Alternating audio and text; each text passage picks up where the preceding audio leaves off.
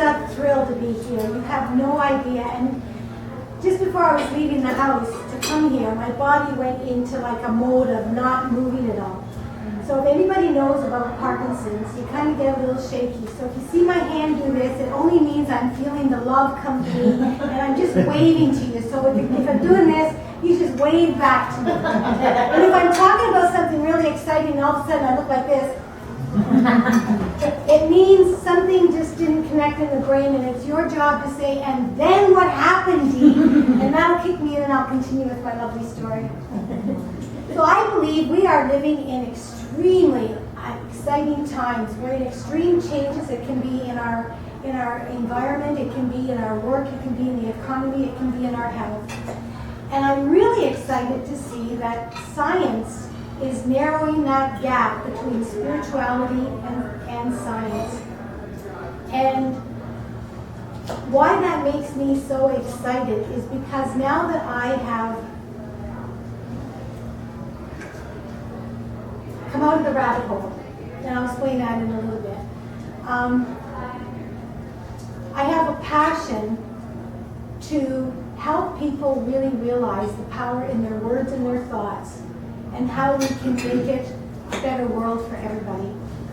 So I'm going back, in 2003 I was diagnosed with Parkinson's, and the medical doctor that gave me that diagnosis really rocked my world. And it wasn't the diagnosis that rocked my world so much, because as a nurse I kind of figured out that's what he might be saying. But it was when he said, there is nothing you can do, Dee. In 6 years you will be in a wheelchair. The medicine I'm telling you to take won't help. The holistic field won't help. And even prayer is not going to help you, Dee. And that's when I got really riled. And I said to him, that is not the way you get a diagnosis to somebody. And I left there. He was telling me medication would be the only way to take this journey, and that the medication would only last for a little bit, and it's only masking the symptoms. And somehow, with all my training and all my energy work and just all my life experience, it didn't sound right that there was nothing you could do. So I left that office, and I decided that I would not take medication at that time. But because of that decision, I, like Alice in Wonderland, was starting to go down the rabbit hole. So every few months, I would lose a little bit of myself. And the first big loss I had was my nursing career in 20 years. I had to leave. And then slowly and slowly, my mobility became less and less, till I was spending I was five years in a chair, not doing much except looking out the window and wondering where am I purposely like this. Well, it's a real interesting journey when you don't know where you're going, you don't know when you've landed, and you don't know who you are. And I was in a battle of inner conflict, because I wanted my family to not know how desperate I was on the inside, because I didn't want to put more on their plate. So I sat in that spot for a while, trying to figure out where my purpose was and how did I matter. Then some things kind of changed, and the journey shifted, and I could feel the shift, but at the time I didn't really know what it was. But I understand now that everything that I was doing out of fear. So I was standing in a fear base, trying to make changes, but it wasn't happening.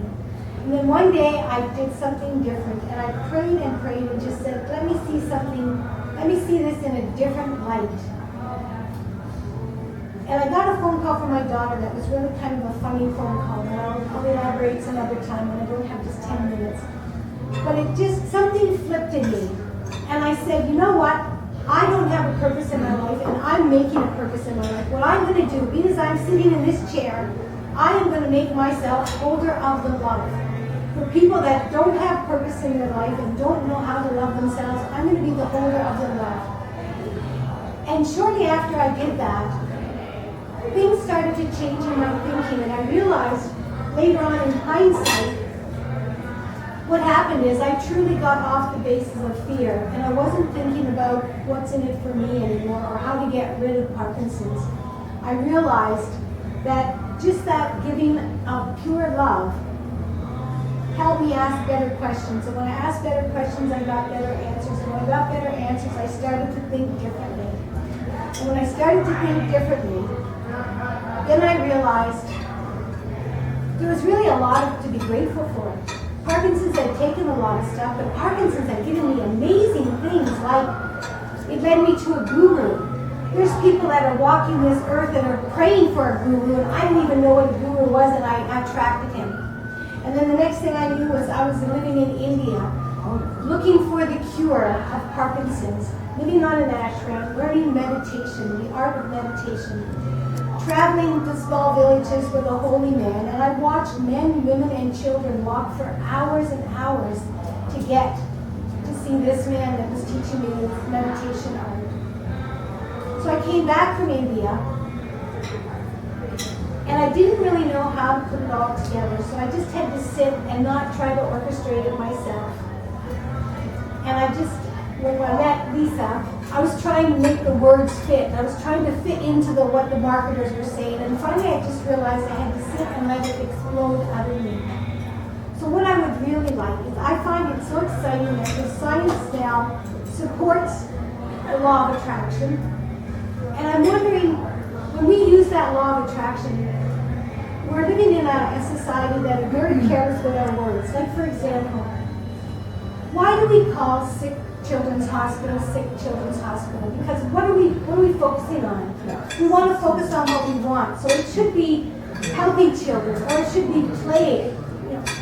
And if we are fighting cancer, or if we are struggling with the life of Parkinson's, then we are focusing our mind on what we don't want, and we're missing out on the magic.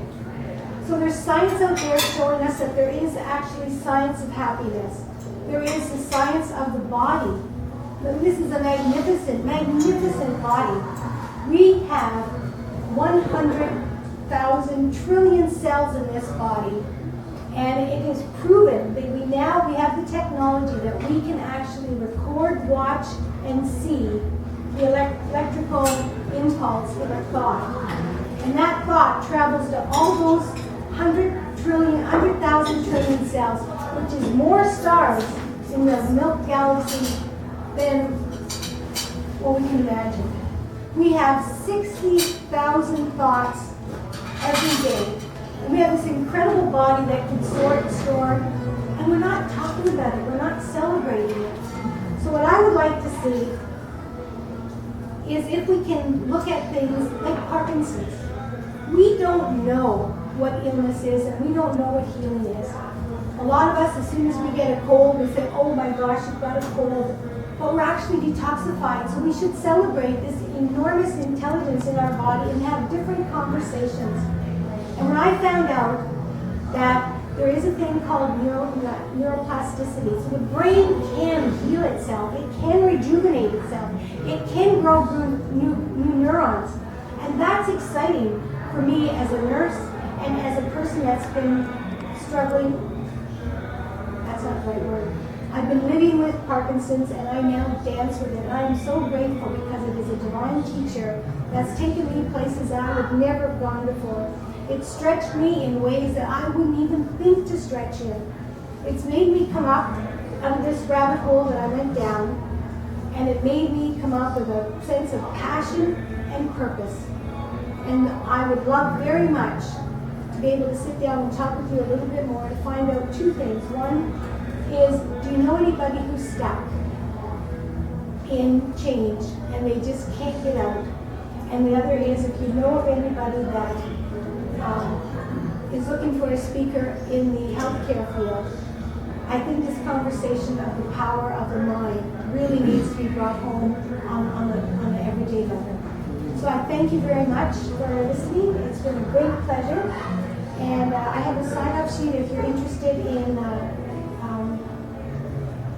getting emails from me. I'm just in the process of getting my email up and running. So thank you very much for coming on, and watch your words and watch what you think. You'll get it.